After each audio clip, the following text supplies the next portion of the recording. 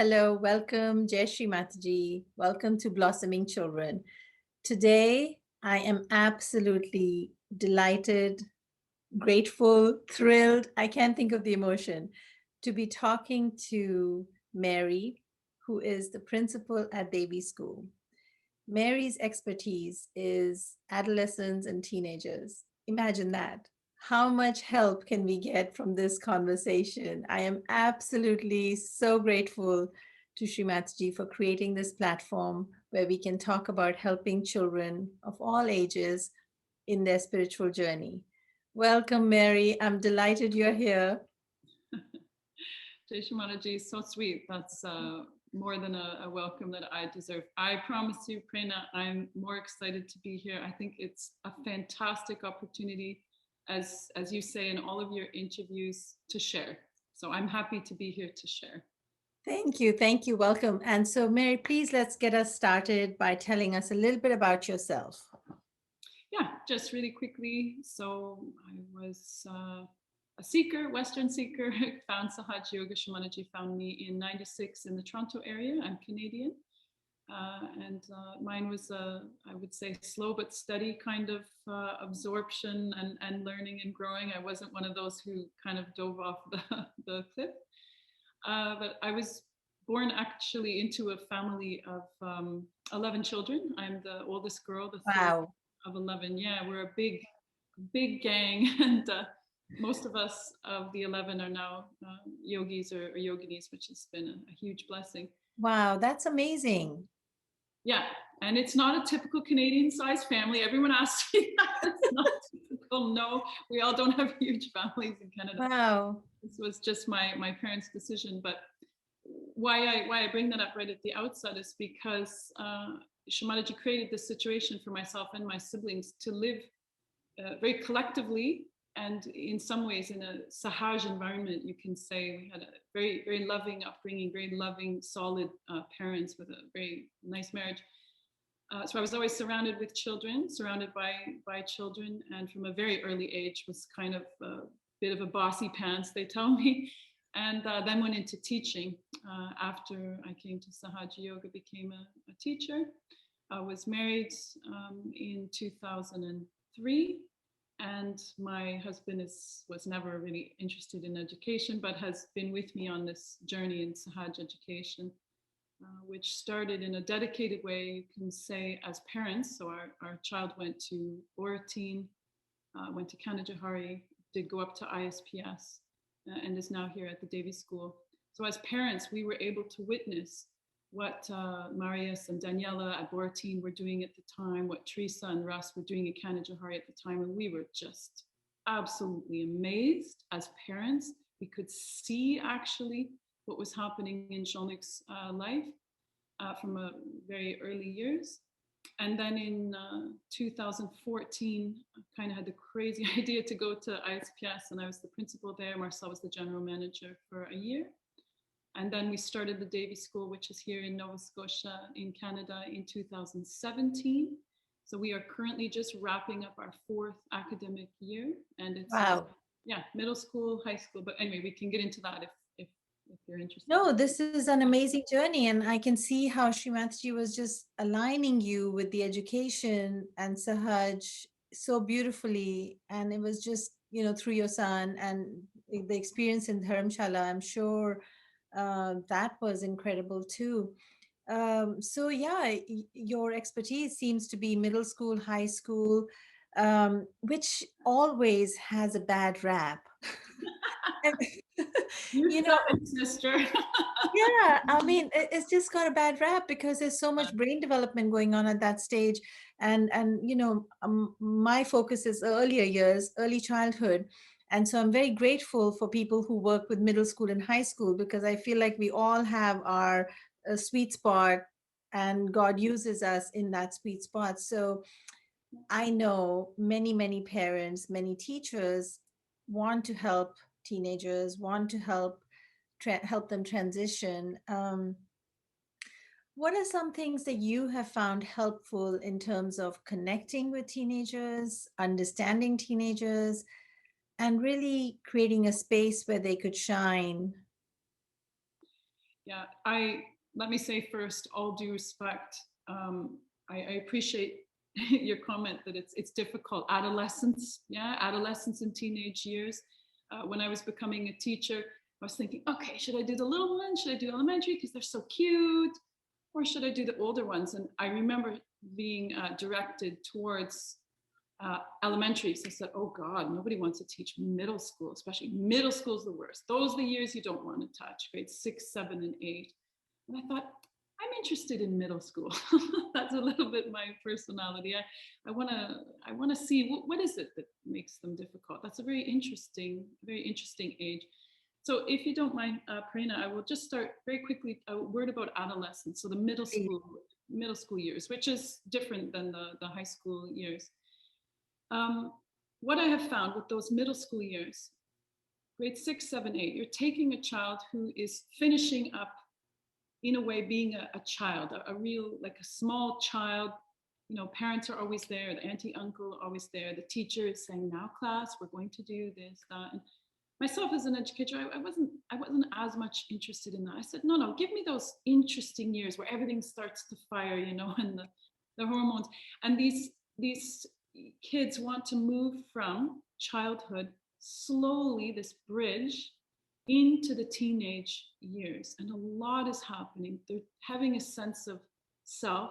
They're still collective by nature, but want to also feel, who am I actually? And I want to have an identity, and I want to feel proud. These years are delicate. And what I would say to parents, I'm sure they know this already, is the worst thing we can do in these years is to embarrass the child, because the peers become the most important thing. They move away from mom and dad, perhaps, or the teachers are really important, and the peer group is everything. So it's one social currency. Absolutely. And to be really delicate with how we speak to them, how we speak with them, to listen, and this emerging, and to be respectful of what they're actually, you know, biologically going through, this emerging sense of self. So to recognize, yeah, this is my child. Hey, they didn't used to talk like that. Hey, they used to always want to go grocery shopping with me. They don't necessarily, they won't be acting the same way that they always have, and to allow that to happen. And I think as parents also, it is a time, Prerna, I don't know what your experience was, but where we are forced, we can kicking and screaming or willing, we're all different parents as well, to grow in our detachment actually of our children. They're still our children, we hold them close, but we need to give them a little bit of freedom to express themselves. I think that is so well put. Respecting them, not embarrassing them, and really understanding that they are individual human beings and allowing them to blossom. I think that's very well put. So remind us of the ages that you think that this is happening again. Right. So we would say 10 is a little young, but it depends on the child. Sometimes you get a 10-year-old who's really going on 57. But let's say 11, 12, 13, could be as young as 10, maybe even a bit to 14. These delicate years, and tumultuous as well, because they are not always understanding, Prerna, are they? Why they're feeling the way they're feeling, or why they're cranky, or, you know, with puberty, the onset of puberty, we're the adults in the room, and we need to say, yeah, okay, take a step back, choose our battles, not to get too overly excited if, you know, there's a bit of, they start to talk back, or there's always this kind of tug of war struggle with social So what media. would you say if they are talking back, if we are trying to respect them, what would be some practical strategies to approach that? So every child is different, and every parent is different. So I'll just speak from my own very, very humble and limited experience, Prerna, is that I allow myself to share myself with the child, with the student, with my own son. And I've always done this with our son. I will bring my perspective or my experience and say, hey, look, Tommy, that, you know, how do you think I feel when you speak that way? Do I speak to you that way? There's no reason for us to be like that. Let's take a breath. I'll always tell the kids, gear it down. Say, guys, let's take it down one gear. Let's just take a breath. Mm, Remember that, hey, I'm also a person. I also woke up this morning, was hoping for a great day. I also want to have fun. I also mm, want to laugh. I don't want to be punishing kids. I don't want to be in an argument. And it always works. It always works. If we give the child a chance to catch themselves rather than to jump on the behavior, say, hey, wait a second. Whoa, how are we speaking right now? Whoa, what's going on inside? I didn't do anything to hurt you. If you're upset about something or a rule or something that's happened or the soccer game was canceled, we are also in a global pandemic. So there's a lot of stress on these kids yeah, as well who need their social groups, and a lot of them are away from them. yeah. But to remind them, hey, this is also a person. Just because, I got gray hair and I have to, as I told you, suddenly wear glasses, it doesn't mean that my feelings also wouldn't be hurt. I'm going to listen to you. I'm going to listen to you carefully. I'm going to really hear what you're telling me. Let's keep the communication fair on both sides. So I put the brakes on fairly quickly, actually, Prerna, and remind them this is another, loving human being here. It's That's one small thing that I find works fairly well.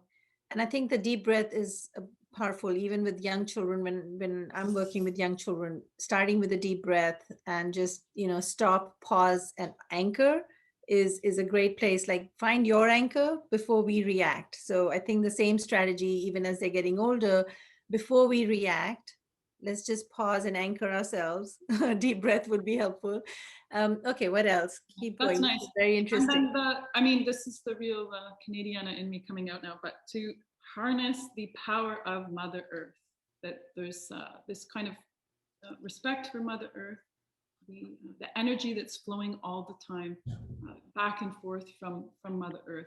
So we'll tell the kids, see the sky. We're very blessed. Actually, I happen to be in the Devi school right now, but there's lots of big windows. I say, whoa, whoa, whoa, just let's see the sky for a second. See the sky. Yes, Hmm. we can also encourage the students, come to the altar. Sometimes I've heard some parents say, oh, if the child gets really upset, and then I make them go into the meditation room.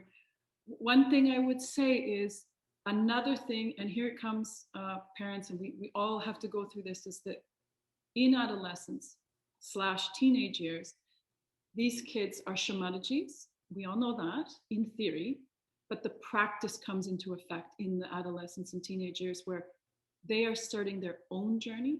Most of them have been born into Sahaja Yoga. You've talked to some very nice yogis who were born into Sahaja Yoga, Prerna.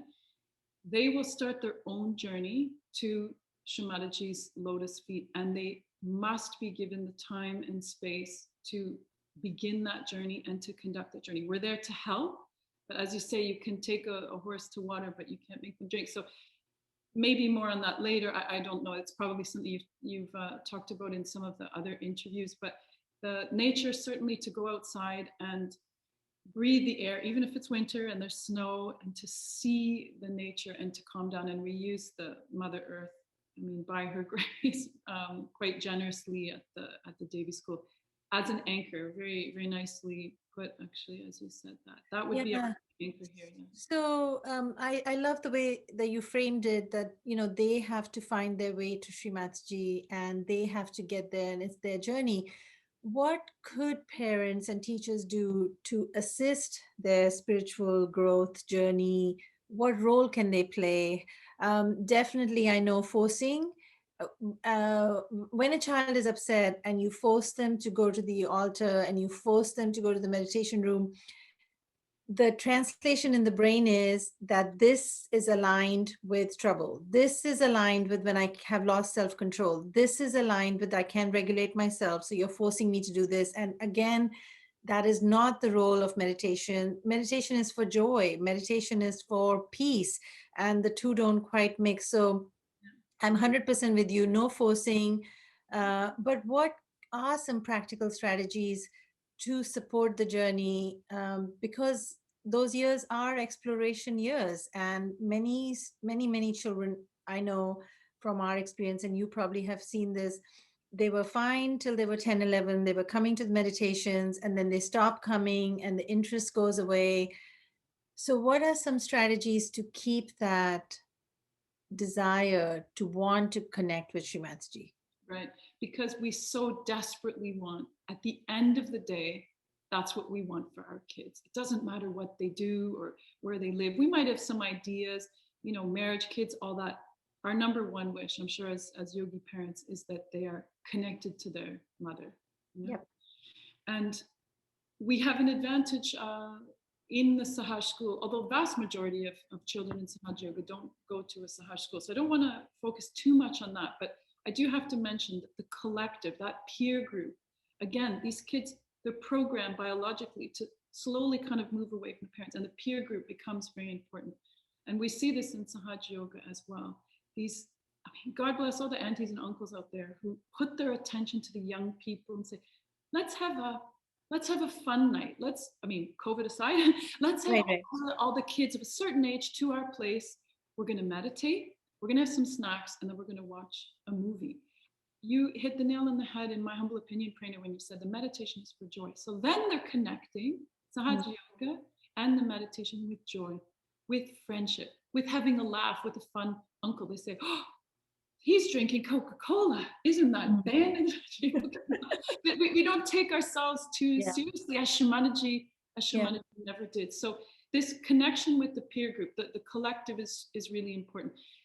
We have that actually inbuilt in the Sahaj schools, but as once COVID restrictions are finished, that we pay attention to this. So when we meet as a collective, the aunties and uncles, they perhaps want nothing more to do but listen to a long talk of Shamaji and have a tea and chat after.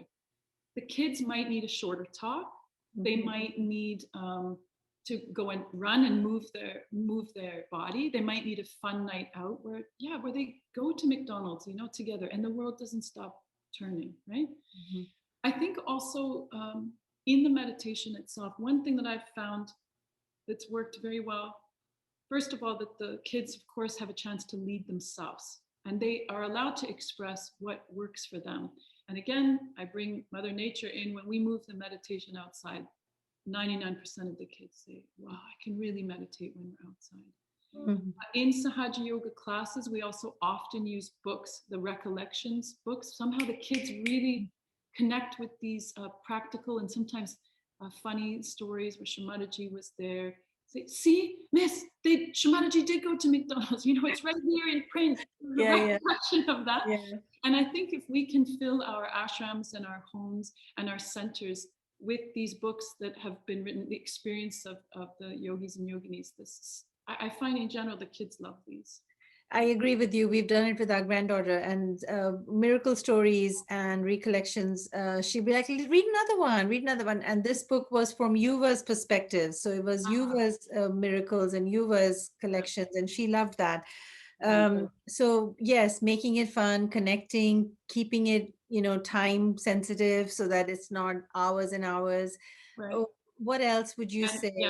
Yeah, and then the most important one I would say, there would be one more from myself, is that we must, with the adolescents and teenagers, keep it real. We need to keep it real. We need to emulate. We need to speak what we feel, not what we think those around us. We need to say the mantras that we feel at that time, or maybe not say mantras. We need puja to be simply this kind of worship and adoration. I don't want to, it's not, I'm telling anyone what to do. This is just my experience in working with adolescents and teenagers, that to be very genuine, to be real, to be sincere, and to feel it. And, if we feel like doing namaskar and staying down a little bit longer, or sometimes it's shorter, but tell the kids, okay, now we're all going to bow down and we're going to stay down, and we say, okay. We can also allow the kids to be a little bit in the driver's seat. They want to see that we actually feel it as well. I think we can model good behavior. And I have to repeat it, sometimes keep things a bit shorter so that the attention stays strong and they don't start playing with their nails. We've had kids maybe sneak a novel into puja. They say, oh, but the puja is always 3-4 hours. I said, no, the puja will be half an hour from the heart. To change it up, we don't want to be conditioned. We don't want them to feel like, oh, puja equals 3 or 4 hours of boring, Yeah. and I start to space out. I mean, I pull my ears, but I have heard this from. No, but the anticipation, right? So already there's a mindset that I'm not going to enjoy this. This is going to be too long. So changing it up. But I like your advice of being authentic and genuine, because even young children, but especially the older ones, can sense that you're telling me something that you're not even doing. And and you're telling me something, but it's not honest. And Exactly. yeah. Exactly. Funny story. There's one, he was like adolescent, and the mommy was giving the public program. It was like the first time, maybe he was like 12. And, oh, Shamaji said, now, we could bring the kids to the public program. And she was saying, and if you feel very warm on the right and very, very sad, kind of cold on the left, you can bring 2-foot soap buckets and make the one on the right very cold and the one on the left warm water. And then the kid in the back piped up, Mom, I have never seen you do that, not even once. And it was a public forum, there was like 15 people there. And that was quite funny. I was like, yeah, that's a good story for all of us, Prerna, Yeah. we all have done that. Yeah. We've all done that. And also, I think it's also not to glaze it over, because, talking to other people who struggled during these years, instead of saying you're the only one who's struggling and everybody's got it together, which is not true as well. We all struggle. We all struggle. Absolutely. And to apologize when we make a mistake with Mm. our kids right away. Kids are so brilliant. They forgive so quickly. They're more in the present than are we. I mean, there's probably some exceptions out there, not in my case. They forgive quickly and they forget quickly and they move on. So as soon as we did say, guys, you know what? Sorry, when I spoke to you guys yesterday morning, I have to admit I was really tired. I was frustrated because I've been dealing with the government with this COVID stuff. I feel like I cut that conversation off too quickly. I'm really sorry. Immediately, Prerna, I said, yeah, okay. And then they get it. And that's, to go back to what we started with, that's also sharing from myself, where they realize, yeah, okay, this lady is this, she's my mom, or she's the principal, or she's a child psychologist, or she's the leader of our collective. But she's also just a person who's on her journey, who's trying and also making mistakes. Yeah. I'm really, what I'm getting out of this conversation is how normal you're making these scary years to be. And the same strategies that you would apply with respect to adults or to younger children, we just carry that same strategy in the middle of those years, the rocky years. And I think because they're dealing with so much of the brain development during those rocky years, um, they find it hard to self control and self regulate. So, having adults in their life who can give them grace and show up with vulnerable selves and show up with, we don't have it all figured out either, allows them a space too. So, Yes, it's love also, Prerna. It's love to take a chance. Like, take a chance. I sing, but I don't play the guitar. It's taking it. I've been trying to learn guitar for years, but what now I tried to learn something I will do for the kids. And then, they've seen me try to play guitar before. And even in that moment, they have such natural empathy. You can feel, you see their faces and they're right there with you. You're making a mistake. They identify with that, not feeling so comfortable right now, being a bit awkward, being silly. And they want to see us as adults in the same light, this kind of shared humanity.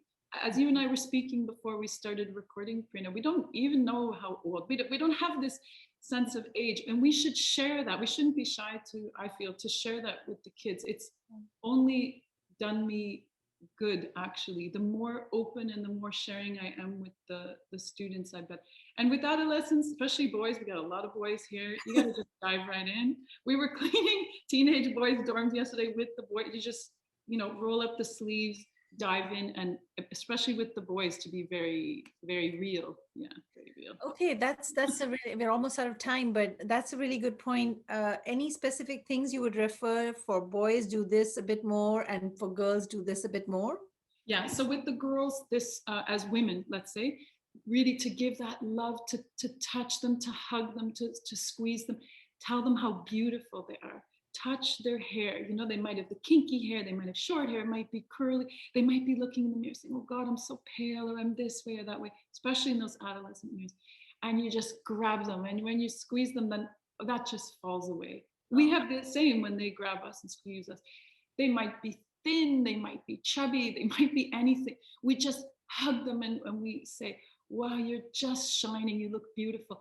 And in that, talking about the beauty with the girls, don't get too, sorry, I have to say it's a very specific thing, but don't get so specific with the physicality, especially of the girls. That's really important. And we just tell them how beautiful they are, and nothing else matters. Don't ever comment on the physical. Of course, if it's your own daughter, maybe some acne comes, you say, okay, let's see, we'll try something. It's not a big deal, and you maybe address it, but not put too much attention. With the boys, this hugging is no less important because they might be a little shyer to come up and give a hug. They need to move. They need to get out their energy. They need to be rough and tumble, not to be scared of that. They also need to take chances. They're also building up, as Shimadaji said, this character like Sri Ram, they can't be wishy-washy cabbages. They need to fall down and get hurt and have their little tug of wars. But still, at the same time, they might be thin, they might be big, they might be, anything in between. You tell them, wow, you're such a handsome, I'm so happy with you. Look at what you did. That was beautiful how you sang. Look at this short story that you wrote. You played a really good soccer game, whatever it is, to praise them and give them love. Yeah, I love it. I love it. I think that can never go wrong. Giving love from your full heart and this big squeezy hugs. I always tell my granddaughter, squeeze her really hard. And I said, can you still feel me hugging you after I've stopped hugging? And we just play this game. So I think no matter the age, hugging, sharing love, we could continue this conversation for a really long time. Yeah, we could just keep going. We And could keep freedom, going. also freedom, especially for the boys, these emerging teenagers, to give them, say, look, I'm not comfortable with you doing this, but give them an out. So when we give the rules or the restrictions, make sure that there's an out, because if we don't create one, they will find one. And it Give might be. us an example of that. That sounds really important. Yeah, okay, so again, my attention's a little bit more on the boys. Let them go out. Let them have a. People are going to think this is crazy advice, but let them have a pocket knife and work with the wood. In fact, Shamaji said this woodworking is really, really important. Let them try to climb the tree, even if we feel that the river or the ocean, if we're by, is a bit too cold for them. Let them just run in and dip out and feel this for themselves. So when they go to bed at night, they feel like, I'm turning into a young man. We have that space here in Canada. They had that at ISPS, for example, and it's really important for their own strength to grow. Girls need this as well. They also need to get out their energy. Some are more, active than others. They need time, someone to listen to them, as give those little compliments. Wow, those are beautiful earrings. And then the big smile comes. Maybe they weren't feeling so good about themselves that day. And just a tiny little thing, and then they can relax inside. And I tell them also, you guys are so precious. You're loved. Don't be shy, even if these awkward times, even if they shut the door and you say through the door, I love you. Doesn't matter. Yeah, I think that's so key. Taking safe risks builds confidence and self-esteem, and they can push boundaries and kind of have confidence in themselves. And taking the time to be present, to notice, the example you're giving, you have to be fully present. And Yeah. that's it. When you're fully present, and it doesn't take a long time, just a couple of minutes to just listen, which listening is the hardest thing. I think we have to learn to listen for the rest of our life. I'm still working on that. I agree. No, but also we can also change hands. These kids should also know it's good for the center heart. It's not just my mom and dad that love me and can look after me and care for me. Again, we have this COVID crazy situation, but this isn't always the case. Let them go for sleepovers. Let them go camping with this uncle and this auntie. Let them go out. Of course, you have to know them and love them and trust them and all of that, but that also helps the center heart to develop. The kids that we have at the Devi School, of course, are away from their parent. The center heart is developing. They know that there's still mom and dad here, that there's adults here, but they're also learning through that hey, it's not just my mom and dad who I can trust and share with. But yeah, the healthy risks, because then they'll get interested and say, oh, what's that vaping all about, actually? What is that vaping? And they want to be cool. They want to take a risk.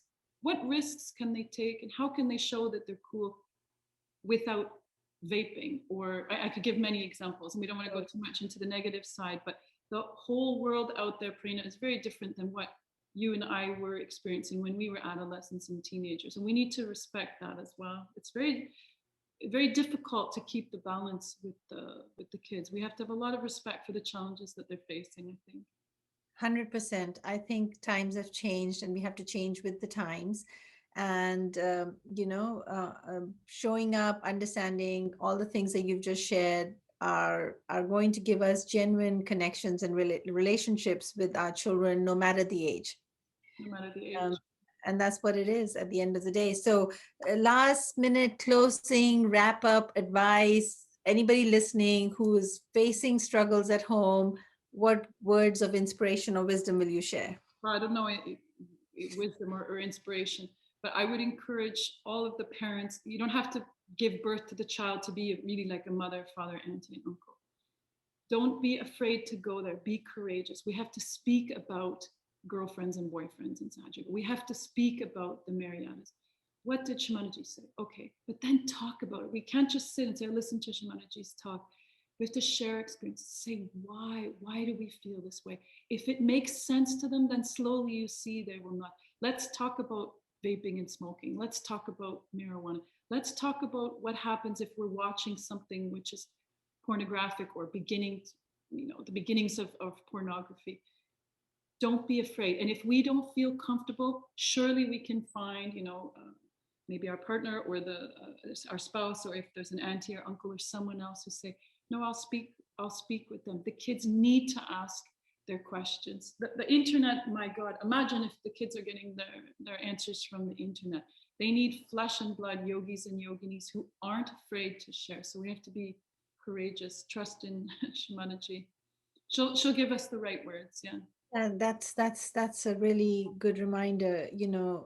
Don't be scared to bring up topics. Don't shy away from topics, because if we don't show up for them, they'll find it somewhere else, and you may Well, not like the advice that they hear somewhere else. okay. And more importantly, I think having faith and trust in Shimatsuji. I mean, throughout our daughters growing up, they're in their 30s now. I've been praying like a crazy person all my life about them, and I still do for the grandchildren. But you know, that's all we have. We have Shimatsuji to lean on. We have prayers, and prayers do work. And having faith in the collective, in leaning, where we can. So it has been absolute pleasure. We got to continue this. We got to have a part two. We next time we'll do like 17, 18, 19. That's a whole different calendar. Done. You're welcome back anytime. I know you have a very busy calendar and you're doing very important work, and we're so grateful for you to doing what you're doing and sharing your insight. Thank you. Thank you so much.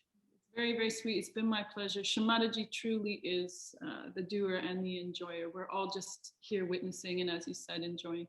Prerna, thanks really for inviting me, and I hope any tiny little thing helps. Then I just really enjoyed speaking with you. It was fun. I did too. Thank you, Jai Shri Mataji. And for those of you who have subscribed and sent us comments, we are so grateful. Thank you. Thank you so much for your support and encouragement. It is a collective project. And if you have topics that you would like us to touch on, keep them coming. I've seen some. It's coming. It's all in Shrimati's hands. This is not a right-sided project. It's all in her hands. And if you have a desire that we should talk about it, I know she will send a person to address it. So till next time, Jai Shrimati. Jai Shamataji.